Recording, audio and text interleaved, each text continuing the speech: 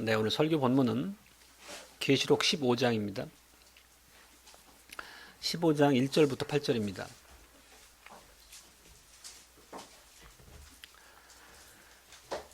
또 하늘에 크고 이상한 다른 이적을 보매 일곱 천사가 일곱 재앙을 가졌으니 곧 마지막 재앙이라. 하나님의 진노가 이것으로 마치리로다. 또 내가 보니 불이 섞인 유리 바다 같은 것이 있고 짐승과 그의 우상과 그의 이름의 수를 이기고 벗어난 자들이 유리 바닷가에 서서 하나님의 검은 골을 가지고 하나님의 종 모세의 노래 어린 양의 노래를 불러 가로되 주 하나님 전능하신 이시여 하시는 일이 크고 기이하시도다. 만국의 왕이시여 주의 길이 의롭고 참되시도다. 주여 누가 주의 이름을 두려워하지 아니하며 영화롭게 하지 아니하오리이까. 오직 주만 거룩하시니이다. 주의 의로우신 일이 나타났음에 만국이 와서 주께 경배하리이다 하더라.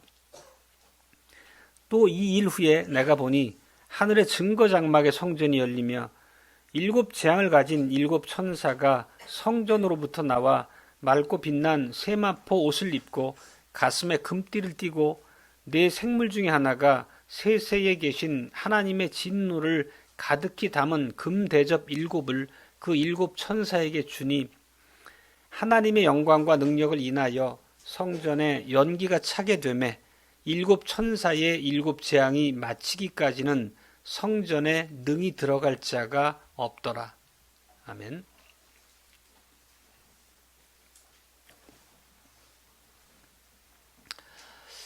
주 예수 그리스도의 사랑하는 형제자매 여러분, 이제 우리는 계시록의 마지막 국면에 이르렀습니다. 언약을 배반한 자들에게 내리시는 이제 최종적인 심판, 일곱 대접 재앙이 이제 선포됩니다. 그렇지만 재앙이 시작되기 전에 요한이 다른 장면을 먼저 보게 되는데 불이 섞인 유리 바닷가에 서서 성도들이 승리의 노래를 부르는 장면입니다. 그들이 부르는 노래는 모세의 노래, 어린 양의 노래라고 일컬어졌습니다. 이 노래는 과거 모세와 여호수아를 통해서 언약 백성인 이스라엘에게 가르쳤던 노래입니다. 지금 이 노래가 불려지는 이유가 뭔지가 오늘 우리가 깊이 살펴야 될 부분입니다. 바로 배도한 이스라엘을 향한 증인의 노래임을 우리가 알 수 있습니다. 그들은 언약 백성이면서도 하나님을 배반했고 바로 그 배도한 이유 때문에 그들이 멸망받을 수밖에 없다는 것을 증언하는 노래입니다. 그들이 망한 것이 우연이 아니라 언약을 파기한 결과라는 것을 증거하는 것입니다. 하나님의 구원을 노래하던 그 노래의 가사가 오늘 이 장면에서는 배도자들을 향한 기소장의 역할을 하고 있음을 봅니다. 우리 역시도 이 모세 노래를 배워야 합니다. 우리도 언약 백성이기 때문이죠. 하나님은 오늘도 동일하신 주권자이시고 전능하신 만왕의 왕이십니다. 하나님께서는 언약을 배반한 자들에게 무시무시한 재앙으로 심판하실 수 있는 권능과 권세가 있으신 분입니다. 우리는 이 배도자들을 심판하는 주님의 그 심판 앞에서 주님께서 얼마나 참되신 분이고 의로우신 분인지를 깨닫고 찬양해야 됩니다. 두려우신 하나님을 인정하고 그분을 영화롭게 하는 일이 우리에게 맡겨진 사명임을 깨달아야 됩니다. 오늘 이 본문의 장면처럼 이 증인의 노래, 모세의 노래를 부를 수 있는 자들은 참으로 복된 자들입니다. 그들이 그 자리에 섰다는 것은 용의 유혹과 짐승의 온갖 핍박, 미혹을 이기고 불이 섞인 유리바다를 지난 승리자들이기 때문입니다. 하나님의 계명을 지키고 예수께 대한 믿음을 끝까지 잃지 않고 인내로서 승리한 자들입니다. 그렇기 때문에 오늘 이 합창의 자리에 참여할 수 있다는 것을 우리는 배우게 됩니다. 오늘 설교의 제목은 미리 드린 것처럼 자기 백성들이 유리 바닷가에 서서 모세의 노래, 어린 양의 노래를 부르게 하신 주 하나님입니다. 첫 번째 대지는 그 유리 바다를 통과한 성도들과 관련된 의미를 상세하고 깊이 있게 살펴보겠습니다. 오늘 1절을 보면 요한 사도가 하늘에 크고 이상한 표적을 봅니다. 그 표적은 7천사가 7재앙을 가지고 있고 그것이 마지막 재앙이다 이 얘기를 하고 있습니다. 이 마지막 재앙은 왜 마지막이라는 표현을 쓰냐면 이로써 배도한 언약 백성들에 대한 하나님의 심판이 최종적으로 종결된다는 의미로서의 마지막입니다. 지금까지 살핀 바처럼 계시록에 나타난 주님의 이 언약적 심판, 재앙은 점층적으로 진행이 됩니다. 점진적으로 진행된다는 말씀이죠. 6장에서 우리가 인해재앙이 있었고 또 8장부터 10장까지 나팔재앙이 있었고 이제 16장 다음 장에서 대접재앙이 본격적으로 집행되는 것을 보게 됩니다. 오늘 이 본문에서 얘기하는 마지막 재앙이라는 것은 우리가 16장에서 다시 살펴보게 될 그 대접재앙을 얘기합니다. 다시 말씀드리지만 마지막 재앙이라는 것이 역사의 종말, 우주적 종말을 얘기하는 것은 아니고 언약 백성, 배도한 언약 백성에 대한 최종적인 심판의 의미로서 마지막이라는 단어를 쓰고 있습니다. 그들은 인해재앙에서도 회개하지 않았고 나팔재앙이 내려져도 끝끝내 돌이키지 않고 자기들의 완고함으로 하나님을 대적하는 일을 멈추지 않았습니다. 그래서 하나님께서는 언약의 최종적인 저주를 내리심으로 그들의 심판을 종결하십니다. 최종 집행을 하시는 거죠. 오늘 우리가 2절을 보면 본격적인 재앙이 시작되기 전에 요한이 2개 환상을 봅니다. 즉 16장에서 우리가 이제 나팔재앙을 보게 되는데 그 전에 요한이 본 환상이 오늘의 장면입니다. 거기 보면 불이 섞인 유리바다가 나오고 또 그 곁에서 그 바닷가에서 하나님의 검은 굴 가지고 모세의 노래, 어린 양의 노래를 부르고 있는 성도들의 모습을 묘사하고 있습니다. 그럼 이 2절 부분에서 우리가 우선 궁금해지는 것은 유리바다의 의미가 무엇이냐 하는 것입니다. 그런데 유리바다라는 것은 우리가 처음 보는 것이 아니죠. 우리가 4장 설교 때도 유리바다라는 묘사가 나왔었습니다. 4장은 요한 사도가 그 하늘 성전의 모습을 본 환상에 대한 내용이었습니다. 거기 보면 하나님의 보좌 앞에 유리바다가 펼쳐진 모습이 묘사됐습니다. 하나님의 성전의 한 부분이었죠. 그렇다고 하면 이 유리바다는 성전의 한 기구를 상징하고 있다는 것을 우리가 추론할 수 있습니다. 구약 성전에서 여기에 해당하는 부분이 물두멍입니다. 어제 제가 저녁에 그 그림 올린 거에 보면 성전의 모습이 나오는데 거기에 물두멍이라고 하는 그 성전 기구가 보여집니다. 그리고 역대하에 보면 이 솔로몬 성전의 이 물두멍에 대해서 바다라는 이름으로 부르기도 합니다. 그러면 이 물두멍을 왜 바다라고 표현했을까 하는 것을 우리가 좀 깊이 있게 이해할 필요가 있습니다. 그 역대하 4장에 보면 이 바다의 크기를 묘사하는데, 즉 물두멍의 그 크기를 이제 묘사해 놓는데, 지름이 한 4m 50이고 높이가 한 그거의 반, 2m 한 25 정도 됩니다. 그러니까 엄청나게 큰 물대야라는 것을 알 수 있습니다. 그렇지만 그 정도 크기 때문에 바다란 이름으로 불리운 것은 아닐 것입니다. 즉 물두멍을 바다라고 불린 것에는 상징적인 의미가 담겨 있다는 것이죠.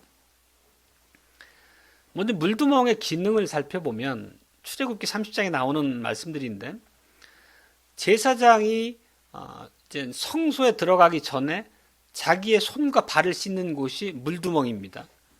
그러니까 번제단에서 희생을 드리고 난 이후에 성소에 들어가기 위해서 반드시 먼저 씻어야 했습니다. 자기의 몸을 정결하게 해야 됐다는 거죠. 만약에 그 과정을 생략하고 성소에 들어가게 되면 죽음을 면할 수 없었습니다. 그게 하나님이 내신 규례였죠. 이 물두멍의 의미는, 기능은 제사장들이 정결하게 씻어서 거룩하신 하나님의 앞에 존전에 들어갈 수 있도록, 그래도 죽지 않고 하나님 그 앞에 나아갈 수 있도록 하는 그런 목적으로서 두신 성전의 기구입니다. 제물을 드린 후에도 여전히 남아있는 부정함을 씻어내는 의미인 거죠. 하나님께 정결하게 나갈 수 있도록 두시는 은혜 수단으로 두신 상징적인 성전 기구가 물두멍이라는 것입니다. 우리가 이렇게 물두멍의 기능, 물두멍의 크기 같은 거 살폈지만 그게 왜 바다라는 이름으로 또 불리는지는 아직 좀 설명이 미흡하죠. 이 물두멍을 바다라고 불리우는 이유를 우리가 알기 위해서 출애굽 사건에 대한 이 바울 사도 해석을 우리가 먼저 한번 접해서 이해해 보겠습니다. 이 바울 사도는 이 홍해 사건을 고린도전서 10장에서 세례와 연결시켜 말씀하고 있습니다. 그건 우리가 세례를 설교할 때 살펴서 내용을 잘 아시는 부분인데요. 고린도전서 10장 1절과 2절입니다. 형제들아 너희가 알지 못하기를 내가 원치 아니하노니 우리 조상들이 다 구름 아래에 있고 바다 가운데로 지나며 모세에게 속하여 다 구름과 바다에서 세례를 받았다. 이렇게 얘기하고 있습니다. 그 바다의 의미가 정결의 의미와 연결되는 것을 우리가 언뜻 이해할 수 있습니다. 다시 말하면 바울 사도는 이 이스라엘이 홍해 바다를 통과한 사건을 모세에게 속하여 받은 세례로 말하고 있습니다. 세례의 의미는 우리가 최근에 깊이 학습했기 때문에 잘 아시죠. 세례라고 하는 것은 예수 그리스도의 피로써 우리의 모든 죄를 정결하게 씻어주신다는 의미를 담고 있죠. 그것은 예수 그리스도 안에 있는 하나님의 복음을 우리에게 표하고 인치는 하나님의 은혜 수단, 언약의 성례라는 것을 우리는 이해합니다.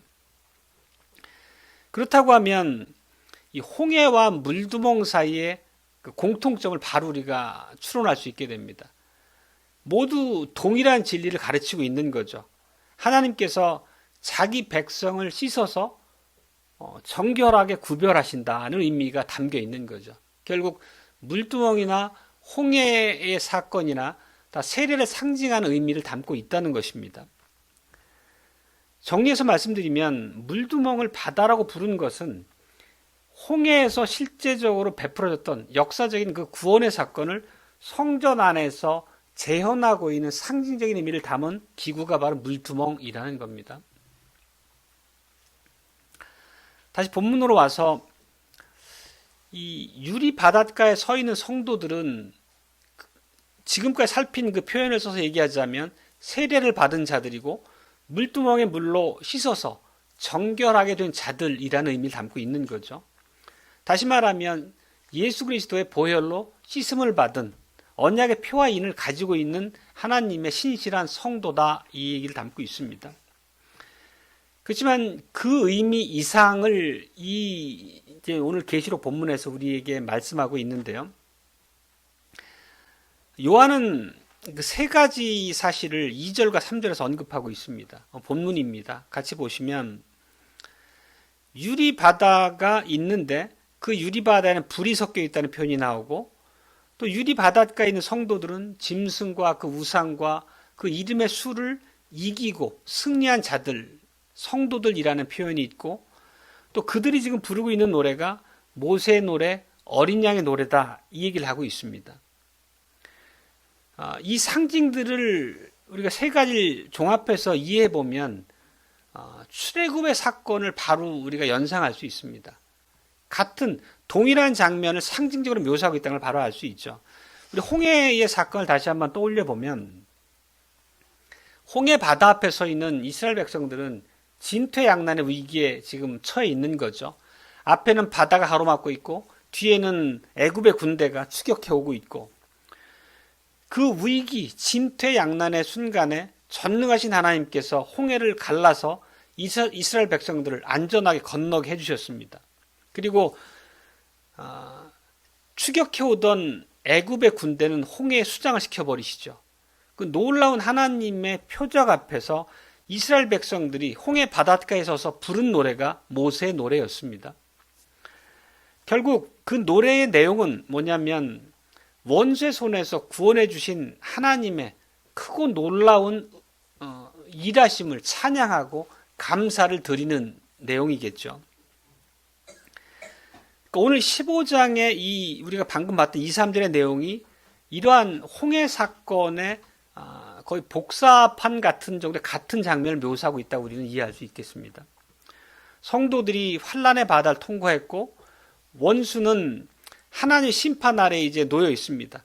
곧 그들에게는 7 대접의 재앙이 이제 내려지게 됩니다. 모든 배도자들, 교회를 핍박했던 자들이 이제 하나님의 심판 앞에 떨어지게 되는 거죠.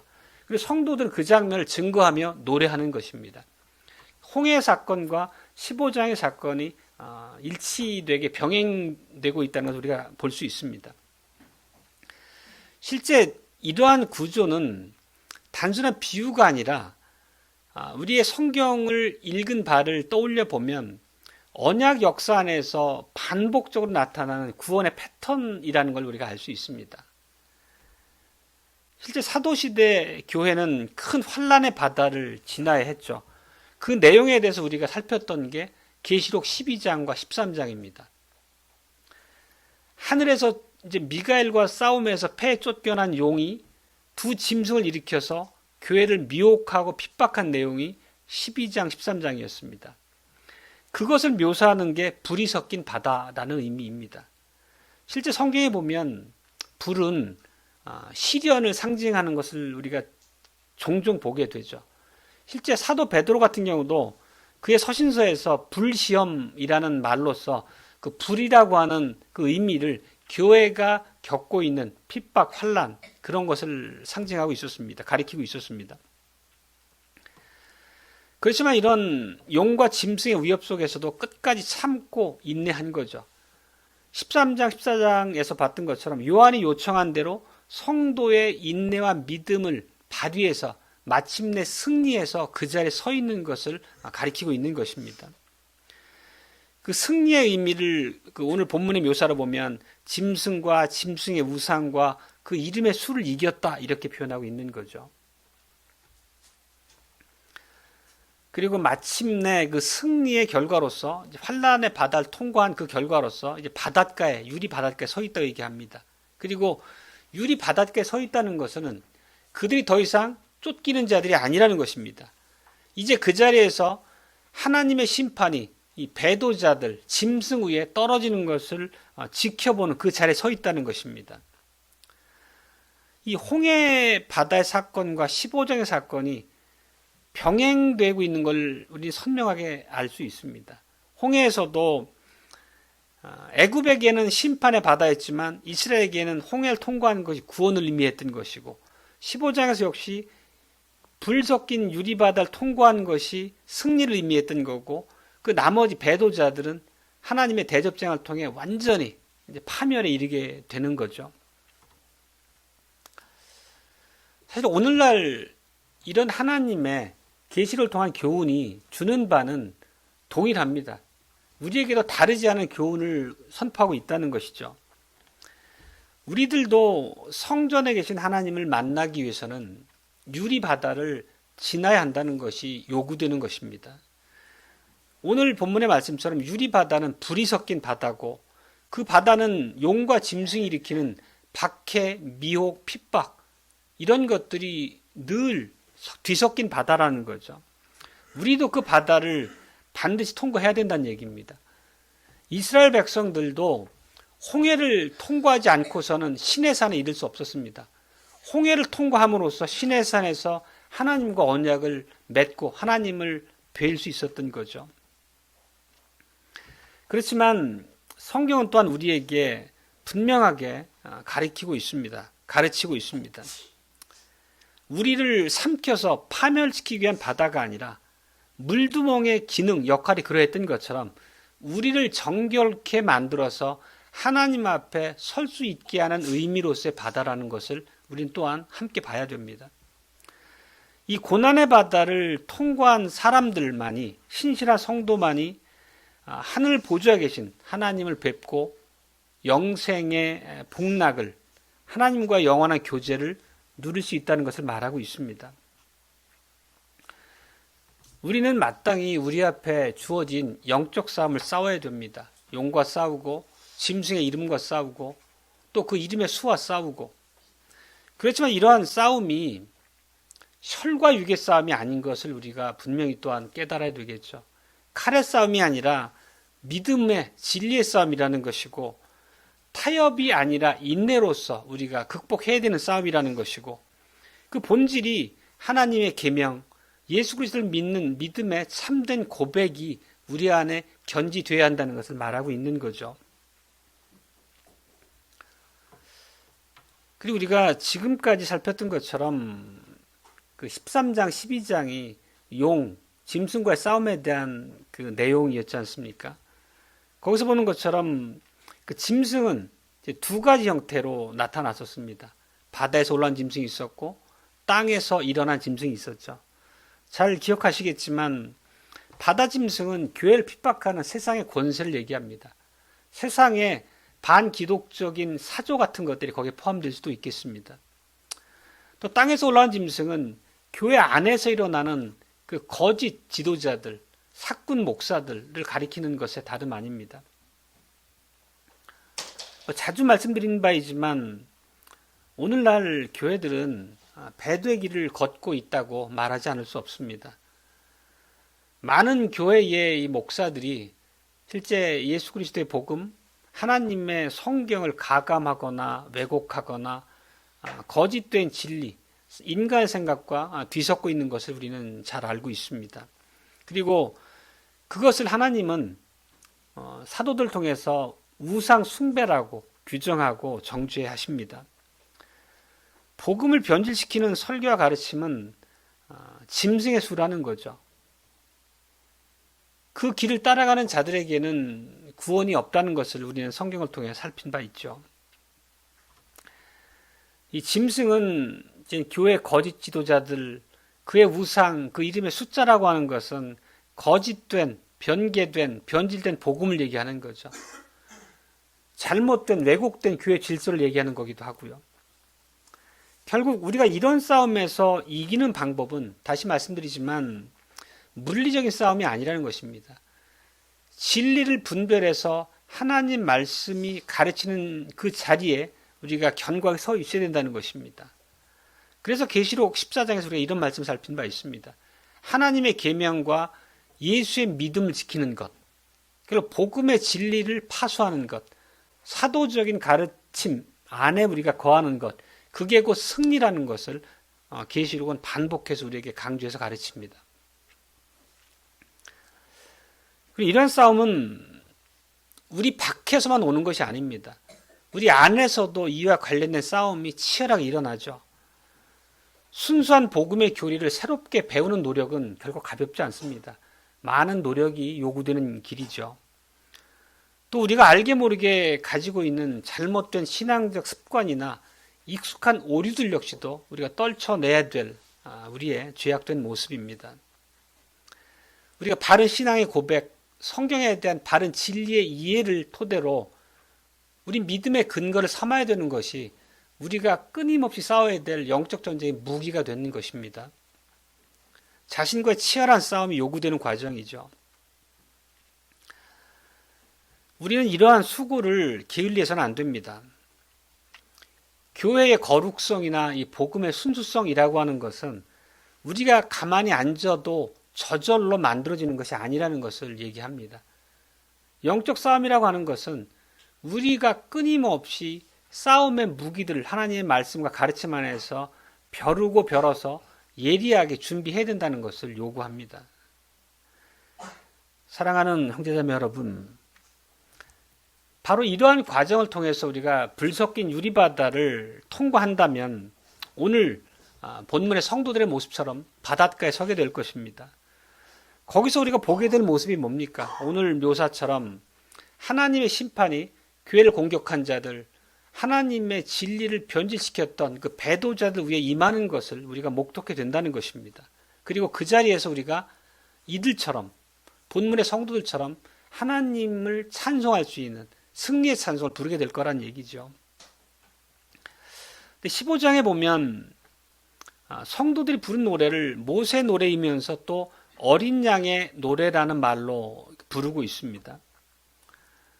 이 어린 양의 노래는 홍해를 건넌 이스라엘이 홍해 바닷가에 서서 불렀던 승리의 노래라는 그거로부터 이제 비롯된 말씀이죠.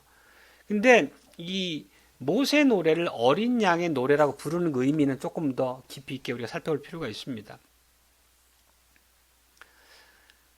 초대교회 이 요한 사도의 이 편지를 받은 사람들은 이 모세 노래를 어린 양의 노래라고 부르는 그 의미를 잘 이해할 수 있었을 것입니다. 그들이 이 모세 노래라는 말 들었을 때 바로 떠올릴 수 있는 구약의 본문은 신명기 32장이나 오늘 우리가 읽었던 출애굽기 15장입니다. 그게 모세 노래라고 하는 구약의 부분이거든요. 그리고 그 신명기 31장에 보면 32장이 모세 노래고 31장에 보면 신명기라고 하는 게 이스라엘이 광야를 통과해서 마침내 가나안 땅을 목전에 둔 모압 평지에서 모세가 베풀었던 마지막 설교라는 것을 기억하시죠. 하나님께서는 가나안 땅에 들어가기 직전에 모세와 여호수아를 회막 앞에 불러서 이 말씀을 주신 겁니다. 그 말씀이 신명기 31장인데 한번 같이 펴보시겠습니다. 성경을. 신명기 31장의 16절부터 21절까지 제가 읽어보겠습니다. 신명기 31장 16절입니다.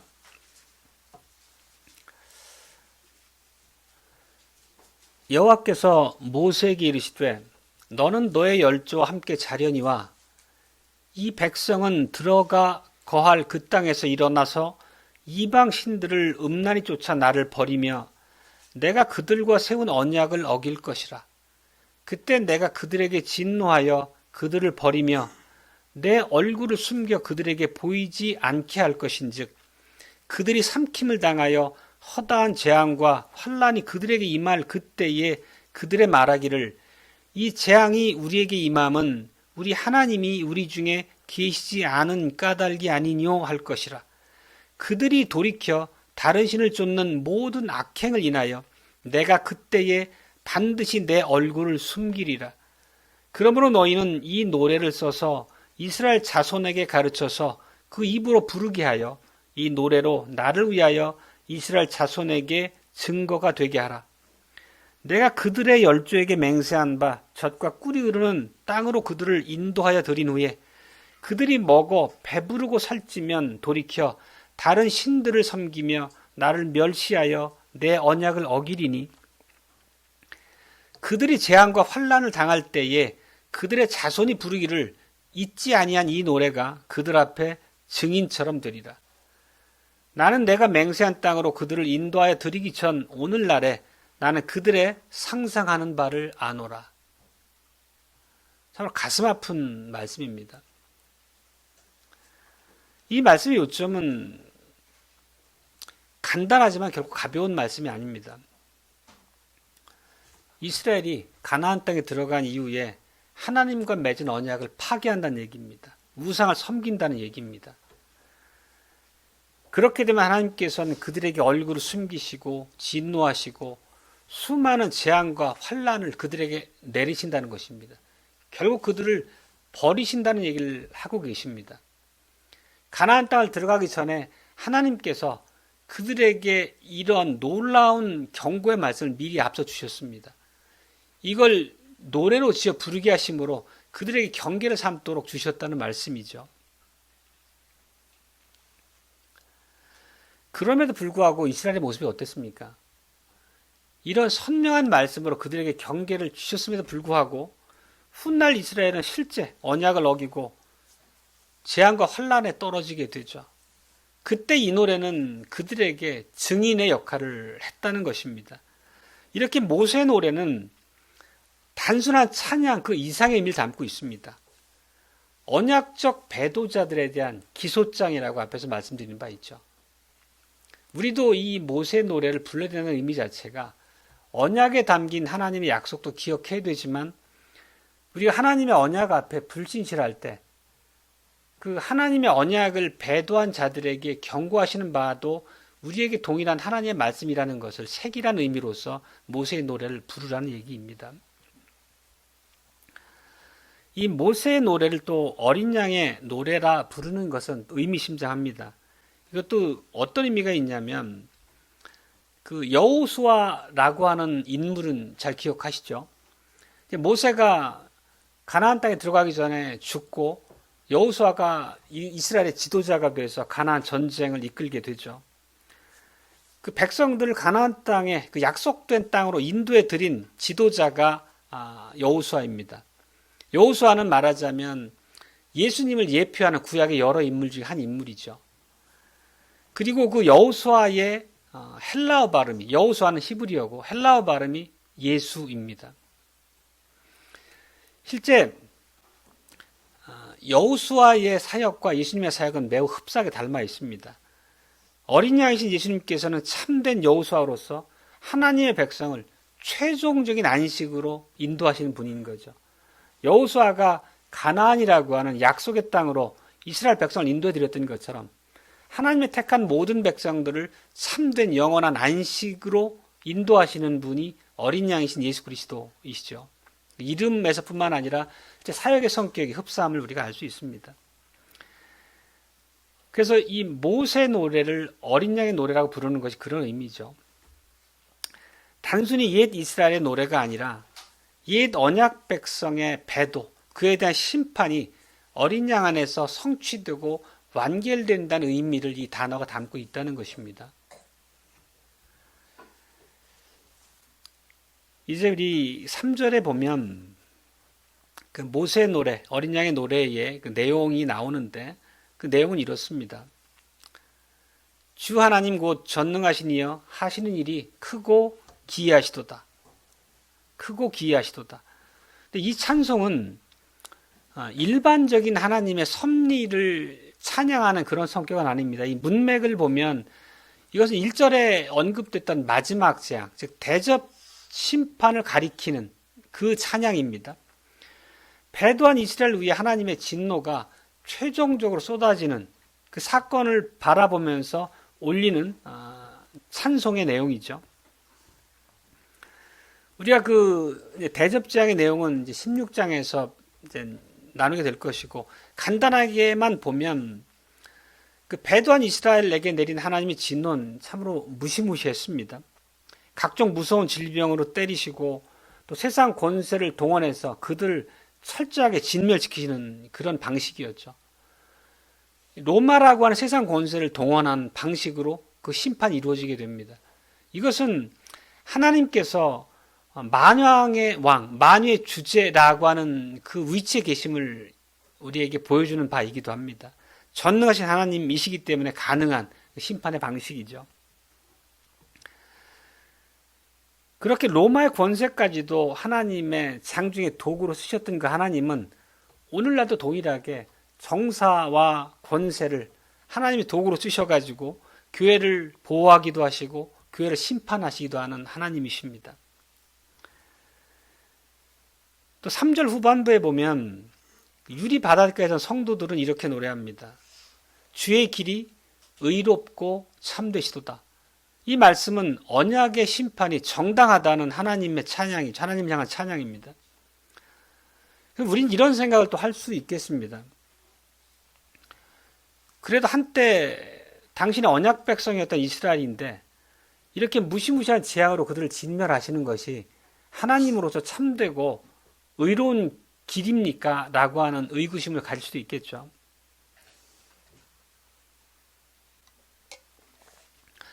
그렇지만 그들은 세상의 한 민족이 아니었다는 거죠. 그들은 하나님께서 불러 세우신 언약 백성이었습니다. 은혜 언약의 당사자였죠. 놀라운 하나님의 호의와 돌보심을 맛보고 경험했던 자들입니다. 그들은 제사장 나라였고 거룩한 소유였습니다. 제사장 나라라 함은 세상 열방을 향해서 하나님의 나라로서 마땅히 맡겨진 사명을 감당해야 되는 자리에 있었다는 얘기죠. 근데 그들은 그 모든 것을 저버렸다는 얘기죠.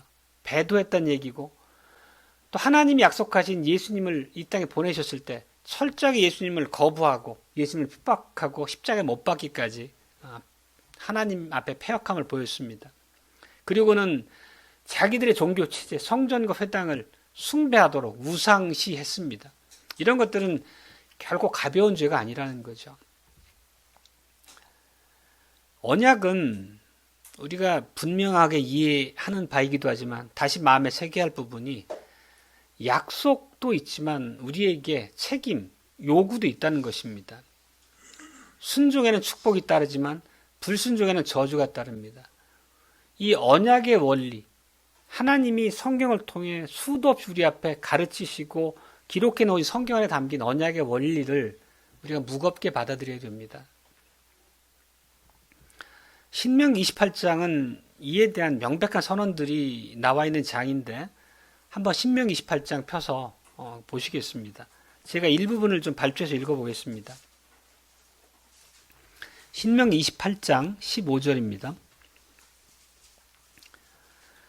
내가 만일 네 하나님 여호와의 말씀을 순종하지 아니하면 내가 오늘날 네게 명하는 그 모든 명령과 규례를 지켜 행하지 아니하면 이 모든 저주가 내게 임하고 내게 미칠 것이니. 언약 백성들에게 이런 경고의 말씀들이 매우 뚜렷하게 나와 있습니다. 특히 신명기는 가나안 땅을 들어가는 목전에 두신 말씀이기 때문에 하나님의 언약에 대한 말씀들을 매우 선명하고 뚜렷하게 요약 정리해 놓은 하나님 성경 말씀이죠. 굉장히 우리에게 많은 두려움을 주는 말씀들이 많습니다. 58절부터 읽어보겠습니다. 내가 만일 이 책에 기록한 이 율법의 모든 말씀을 지켜 행하지 아니하고 네 하나님 여호와라 하는 영화롭고 두려운 이름을 경외하지 아니하면 여호와께서 너의 재앙과 내 자손의 재앙을 격렬하게 하시리니 그 재앙이 크고 오래고 그 질병이 중하고 오래일 것이라. 여호와께서 내가 두려워하던 애굽의 모든 질병을 내게로 가져다가 내 몸에 들어붙게 하실 것이며 또 이 율법책에 기록지 아니한 모든 질병과 모든 재앙을 너의 멸망하기까지 여호와께서 내게 내리실 것이니.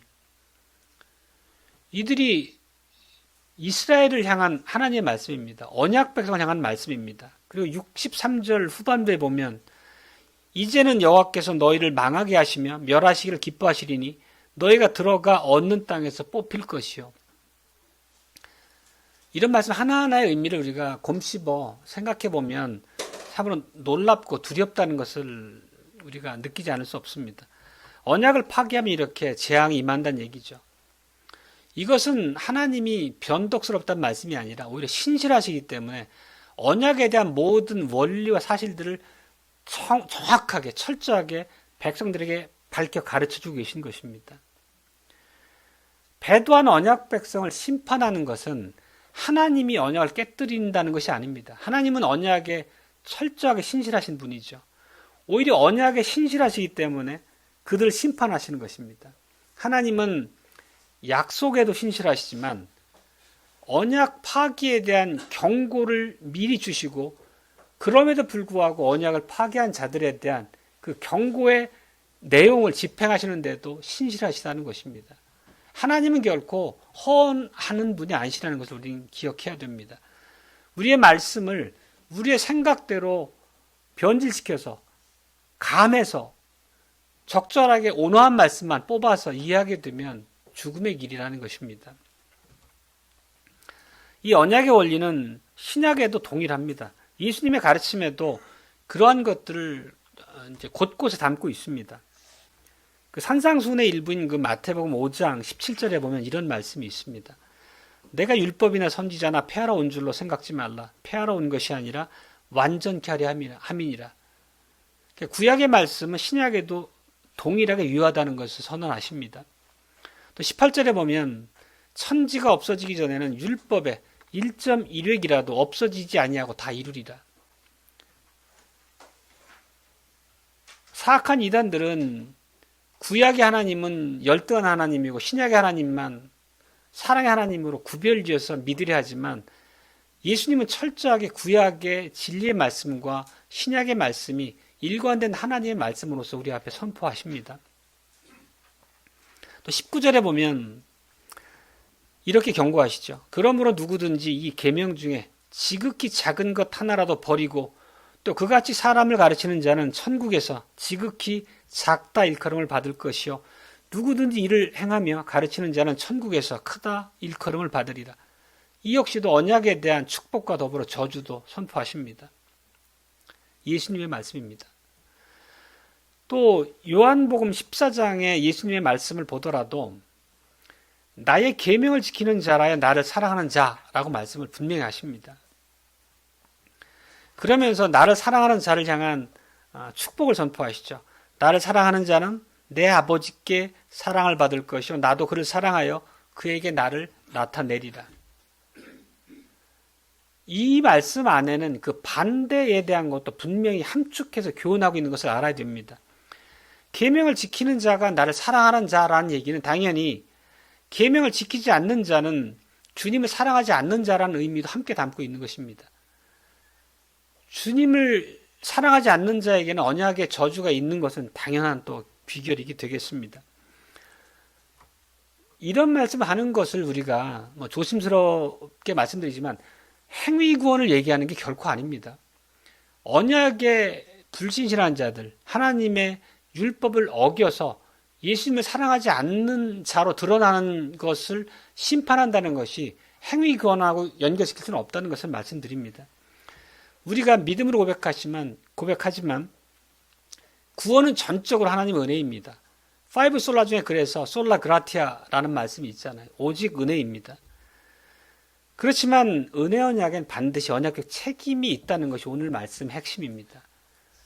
언약 백성에게는 반드시 순종의 열매가 믿음의 열매가 있다는 것을 말씀하고 있다는 것입니다.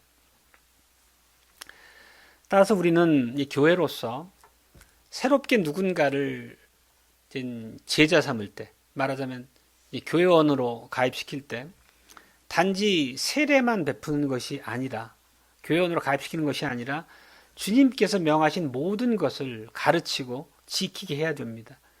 예수님께서 마지막으로 유언처럼 사도들에게 분부하셨던 바죠. 그리고 갈라디아서 1장 지난 시간에도 인용했지만 다른 복음을 전하는 자에게 저주가 있다 말씀하십니다.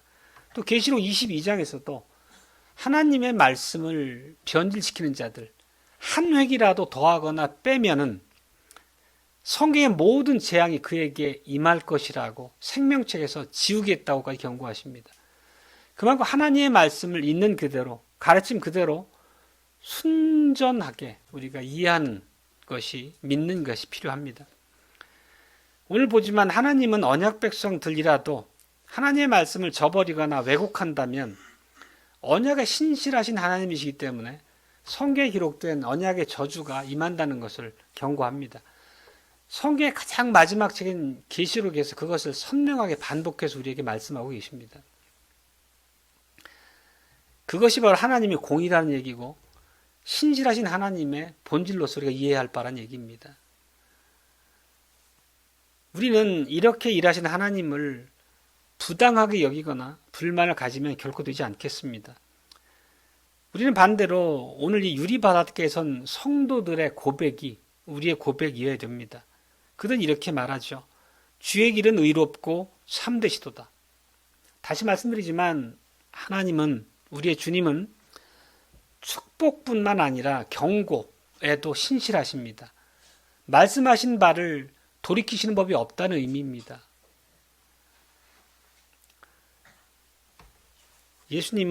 하나님은 자기 이름을 결코 가볍게 여기지 않으십니다. 예수님의 말씀은 그 이름과 동일시 되지 않습니까? 갈라디아서 6장 7절은 우리가 잘 기억하신 말씀이지만 하나님은 만홀히 여김을 받지 않으십니다.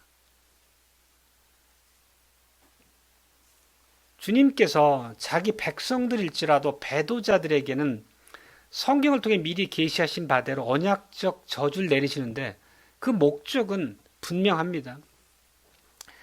오늘 본문 4절에서 그 의미를 우리가 새길 수 있습니다. 주여, 누가 주의 이름을 두려워하지 아니하며 영화롭게 하지 아니하오리이까? 주의 의로우신 일이 나타났음에 만국이 와서 주께 경배하리이다.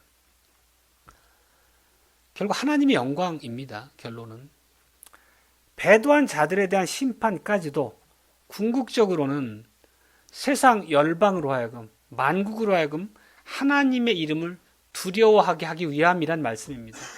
하나님을 영화롭게 하기 위함이란 말씀입니다. 하나님의 일하시는 모든 일의 최종적인 목적에는 하나님의 영광이 있다는 얘기를 하고 있습니다. 다시 한번 강조하지만 사도시대에 배도한 언약 백성들을 무시무시한 언약적 심판으로 치셨던 그 하나님은 오늘도 동일하신 하나님이십니다. 우리 이 말씀 앞에 피해가려고 해서는 안 되겠습니다. 정직하게 대면해야 되고 언약 백성인 우리에게 요구되는 바 앞에 우리가 자기 자리를 잘 지키고 보존해야 되겠습니다. 만일 우리가 마음을 강팍하게 하고 계명을 가벼이 여기고 하나님의 복음을 내 생각대로 변질시키는 일에 두려움이 없다면 우리는 하나님의 진노의 손길 아래 처할 수밖에 없게 될 것입니다. 진실로 우리가 하나님을 사랑한다면, 그분의 이름을 경외한다면 사도적 복음을 순수하게 순결하게 지키는 것이 당연히 우리에게 요구되는 바입니다. 하나님의 계명을 기쁨으로 여겨야 된다는 거죠. 주님을 영화롭게 하는 방법이 우리에게 뭐가 있겠습니까? 하나님의 언약 백성들로서 마땅히 우리에게 삶의 도리를 가르치시고 그 길을 따르라, 그 길에 생명이 있다는 그 약속의 말씀을 무시하고서야 우리가 하나님을 높인다는 것이 얼마나 명목상의 단어겠습니까? 우리 이런 말씀 앞에 매우 정직하고 순결해야 되겠습니다. 말씀을 정리하고 맺겠습니다. 예수님은 우리를 위한 대속제물로 자신을 드리셨죠. 오늘 말씀 표현으로 한다면 우리가 성전에 들어갈 수 있도록 길을 열어주신 분이죠. 그럼에도 불구하고 예수님의 구원사역이 우리의 구원을 확정지었지만 그럼에도 불구하고 우리는 이 땅에서 사는 동안 불 섞인 유리바다를 지나야 될 것이 우리에게 요구된다 하는 것이 오늘 말씀이었습니다. 그것은 환난, 핍박, 용과 짐승의 미혹과 공격을 얘기하고 있습니다. 그렇죠. 우리가 늘 함께 기억해야 될 부분은 그 모든 싸움의 과정을 우리에게 홀로 맡겨두지 않으셨다는 거죠. 하나님께서 은혜로 우리를 붙잡아 주시고 말씀으로 계속 우리를 일깨워서 갈바를 알게 하시고 성령의 도움으로 우리의 믿음을 굳건하게 세워주시는 것이 또한 하나님께서 우리 안에 역사하시는 은혜입니다. 그래서 우리가 능히 건너갈 수 있다고 하나님은 말씀하고 계십니다. 언약을 배반한 자들에게는 얼굴을 가리시고 재앙으로 임한다는 오늘 본문의 내용들을 잘 우리가 기억해야 되겠습니다. 하나님을 두려워하고 또 하나님을 영화롭게 하기 위해서 우리 자신의 하루하루의 모습을 늘 돌이키고 살피면서 하나님의 말씀으로 회복되도록 그렇게 추슬러야 되겠습니다. 또한 하나님의 성도로서 마땅히 우리에게 요구되는 바는 우리에게 이러한 주신 이 생명의 교훈을 우리 자신만, 우리 안에서만 모세의 노래, 어린 양의 노래를 부를 것이 아니고 때를 얻든지 못 얻든지 배도의 길에 서 있는 우리 이웃들에게도 전해야 된다는 것입니다. 우리가 여기서 기억해야 될 것은 그저 우리는 이 때를 얻든지 못 얻든지 말씀 전파라는 의미처럼 우리에게 맡겨주신 일에 충성할 뿐이라는 것입니다. 복음이 결실하는 것은 우리의 설득력이 있거나 우리의 설득력이 있는 것도 아니고 우리의 언변에 있는 것도 아니라는 것을 우리는 분명히 인정해야 됩니다. 또 그 말을 듣는 사람의 기분 상태에 따라 우리가 전하는 복음이 뿌리를 내리기도 하고 뿌리를 내리지 못하기도 한 것이 아니라는 것입니다. 철저하게 구원은 하나님의 말씀이 누군가의 마음밭에 뿌려져 결실하는 것은 하나님의 주권에 달린 문제라는 것을 우리가 이해해야 됩니다. 인정해야 됩니다. 말씀 자체 생명력을 믿음으로 이기를 하는 거지 우리 안에 능력이 있거나 상대방이 그만한 준비가 됐기 때문에 말씀을 전하는 것이 아니라는 것을 우리는 또 오늘 말씀 안에서 기억해야 됩니다. 사랑하는 성도 여러분, 우리 앞에 주어진 이 날마다의 싸움을 싸워 이기십시다. 그리고 마침내 오늘 본문에 나온 이 성도들처럼 유리 바닷가에 서서 모세의 노래, 어린 양의 노래를 기쁨과 담대함으로 부르는 승리자들이 되십시다. 아멘.